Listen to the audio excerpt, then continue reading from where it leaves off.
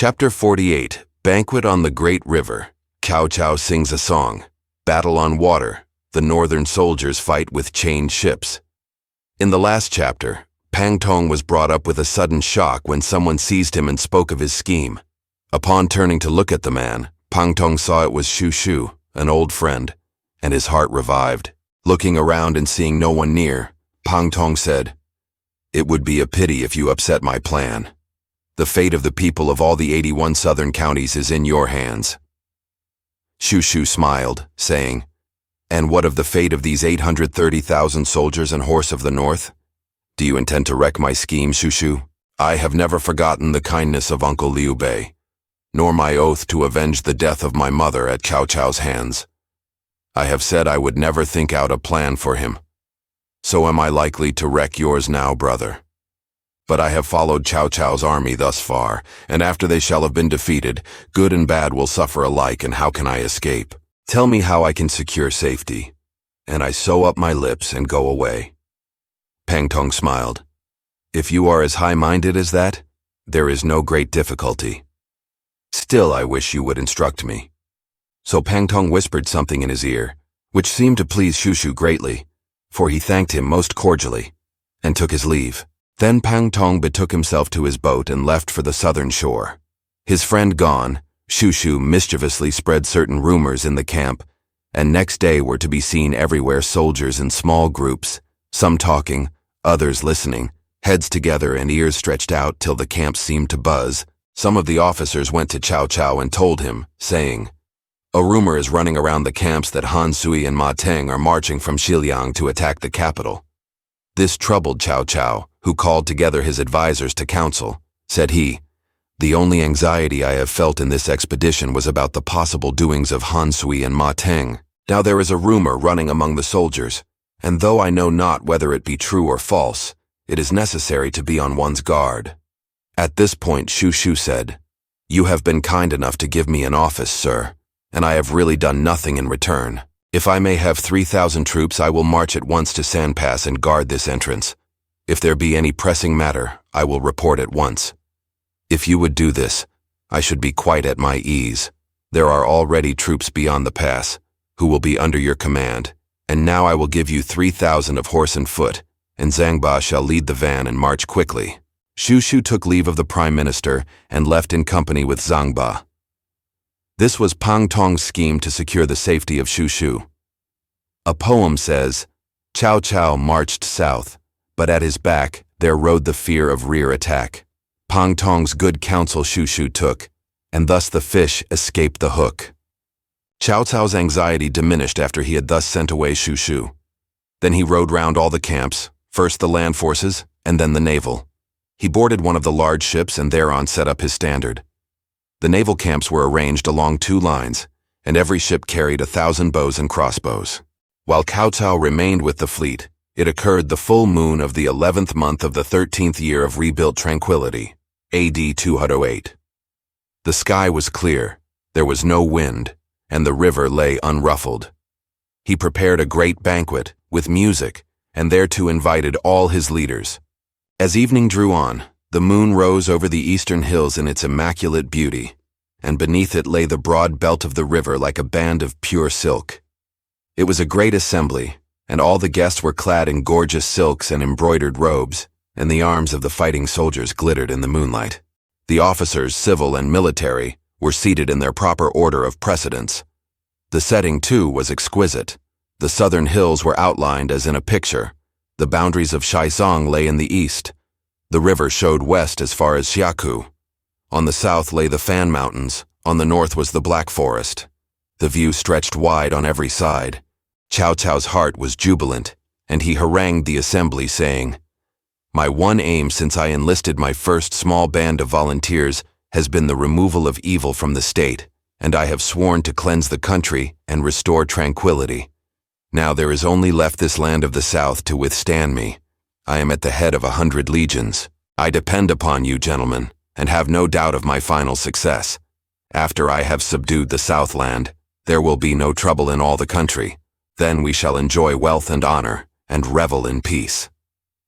They rose in a body and expressed their appreciation, saying, We trust that you may soon report complete victory, and we shall all repose in the shade of your good fortune." In his elation, Cao Cao bade the servants bring more wine, and they drank till late at night. Warmed and mellowed, the host pointed to the south bank, saying, "Zhou Yu and Lu Su know not the appointed time. Heaven is aiding me, bringing upon them the misfortune of the desertion of their most trusted friends." "O Prime Minister, say nothing of these things lest they become known to the enemy," said Xun Yu. But the Prime Minister only laughed. "You are all my trusty friends," said he, "both officers and humble attendants. Why should I refrain?" Pointing to Xiaku, he continued, "You do not reckon for much with your puny force, Liu Bei and Zhuge Liang. How foolish of you to attempt to shake the Taishan mountains." Then turning to his officers, he said, "I am now 54, and if I get the Southland, I shall have the wherewithal to rejoice. In the days of long ago, the Patriarch Duke Chao in the South and I were great friends, and we came to an agreement on certain matters. For I knew his two daughters, Elder Chao and Younger Chao, were lovely beyond words. Then by some means, they became wives to Sun Si and Zhou Yu. But now my palace of rest is built on the river Zhang, and victory over the Southland will mean that I marry these two fair women. I will put them in the Bronze Bird Tower, and they shall rejoice my declining years. My desires will then be completely attained." He smiled at the anticipation. Du Mu, a famous poet of the Tang dynasty, in one poem says, "A broken halberd buried in the sand, with deep rust eaten, loud tells of ancient battles on the strand, when Cao Cao was beaten." Had eastern winds Zhou Yu's plan refused to aid and fan the blaze, the two fair Kiaos, in the bronze bird's shade, would have been locked at spring age. But suddenly, amid the merriment was heard the hoarse cry of a raven flying toward the south. "Why does the raven thus cry in the night?" said Cao Cao to those about him. "The moon is so bright that it thinks it is day," said they, "and so it leaves its tree." Cao Cao laughed. By this time he was quite intoxicated. He set up his spear in the prow of the ship and poured a libation into the river, and then drank 3 brimming goblets. As he lowered the spear, he said, "This is the spear that broke up the yellow scarves, captured Lu Bu, destroyed Yuan Shao, and subdued Yuan Shu, whose armies are now mine." In the north it reached to Liaodong, and it stretched out over the whole south. It has never failed in its task. The present scene moves me to the depths, and I will sing a song in which you shall accompany me." And so he sang.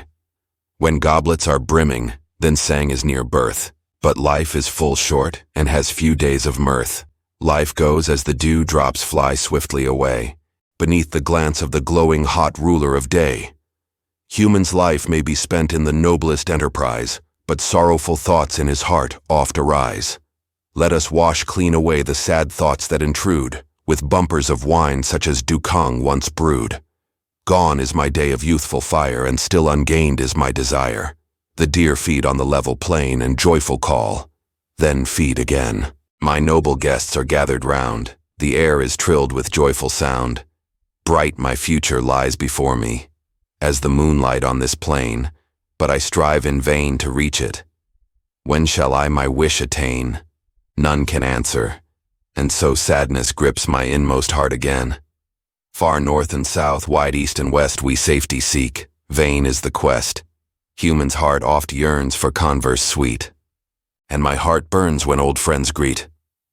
The stars are paled by the full moon's light, the raven wings his southward flight, and thrice he circles round a tree, no place thereon to rest finds he.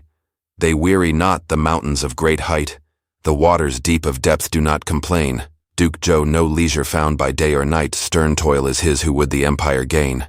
The song made they sang it with him, and were all exceedingly merry, save one guest who suddenly said, "When the great army is on the point of battle and lives are about to be risked, why do you, O Prime Minister, speak such ill words?"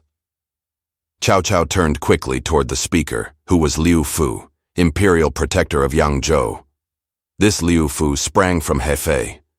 When first appointed to his post, he had gathered in the terrified and frightened people and restored order.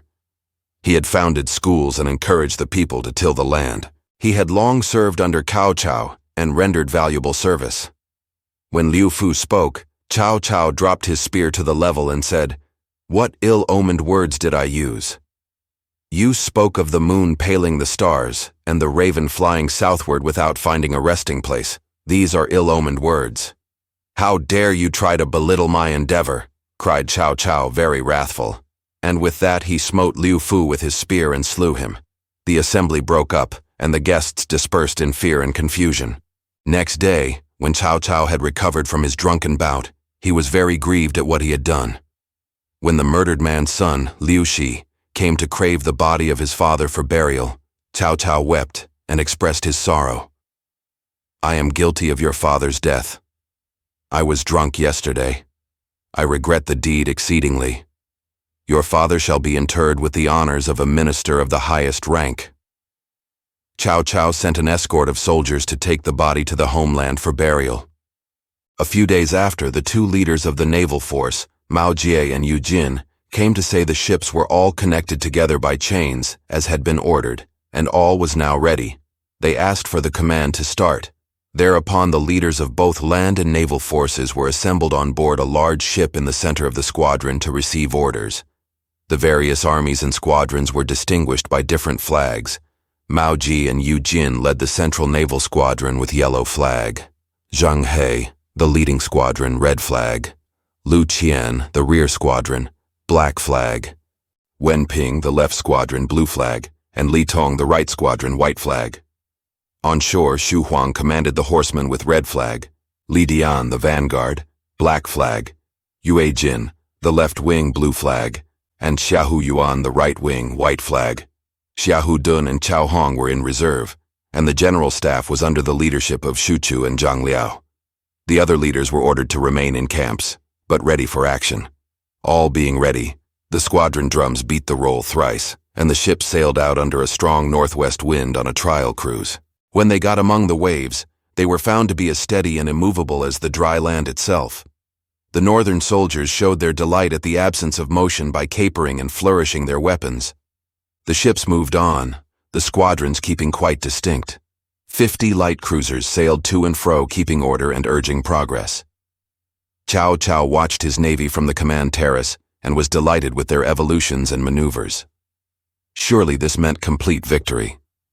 He ordered the recall and the squadrons returned in perfect order to their base. Then Cao Cao went to his tent and summoned his advisors. He said, "If heaven had not been on my side, should I have got this excellent plan from the young phoenix? Now that the ships are attached firmly to each other, one may traverse the river as easily as walking on firm earth." "The ships are firmly attached to each other," said Cheng Yu, "but you should be prepared for an attack by fire, so that they can scatter to avoid it." The general laughed. "You look a long way ahead," said he, "but you see what cannot happen." "Cheng Yu speaks much to the point," said Xun Yu. "Why do you laugh at him?" Cao Cao said, "Anyone using fire depends upon the wind. This is now winter and only west winds blow. You will get neither east nor south winds. I am on the northwest, and the enemy is on the southeast bank. If they use fire, they will destroy themselves. I have nothing to fear. If it was the 10th moon or early spring, I would provide against fire." "The Prime Minister is indeed wise," said the others in chorus. "None can equal him. With northern troops unused to shipboard, I could never have crossed the river but for this chaining plan," said Cao Cao. Then he saw two of the secondary leaders stand up, and they said, "We are from the north, but we are also sailors. Pray give us a small squadron, and we will seize some of the enemy's flags and drums for you that we may prove ourselves adepts on the water." The speakers were two men who had served under Yuan Shao, named Jiao Chu and Zhang Neng. "I do not think naval work would suit you two, born and brought up in the north," said Cao Cao. "The southern soldiers are thoroughly accustomed to ships. You should not regard your lives as a child's plaything." They cried, "If we fail, treat us according to army laws." The fighting ships are all chained together. There are only small 20-men boats free. They are unsuitable for fighting. If we took large ships, where would be the wonderful in what we will do? No, give us a score of the small ships, and we will take half each and go straight to the enemy's naval port. We will just seize a flag, slay a leader, and come home. I will let you have the 20 ships and 500 of good, vigorous marines with long spears and stiff crossbows.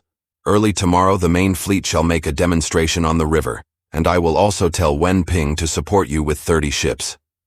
The two men retired greatly elated.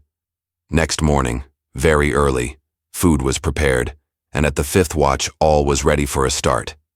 Then from the naval camp rolled out the drums and the gongs clanged, as the ships moved out and took up their positions, the various flags fluttering in the morning breeze. And the two intrepid leaders with their squadron of small scouting boats went down the lines and out into the stream.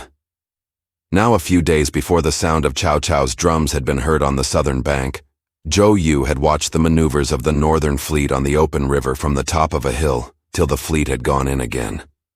So when the sound of drums was again heard, all the southern army went up the hills to watch the northern fleet.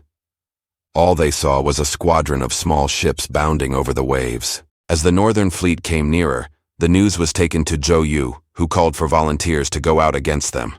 Han Dang and Zhou Tai offered themselves. They were accepted, and orders were issued to the camps to remain ready for action, but not to move till told. Han Dang and Zhou Tai sailed out each with a small squadron of 5 ships in line. The two braggarts from the north, Jiao Chu and Zhang Neng, really only trusted to their boldness and luck.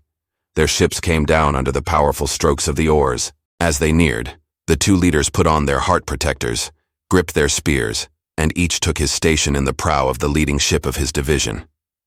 Jiao Chu's ship led, and as soon as he came near enough, his troops began to shoot at Han Dang, who fended off the arrows with his buckler. Jiao Chu twirled his long spear as he engaged his opponent, but, at the first thrust, he was killed.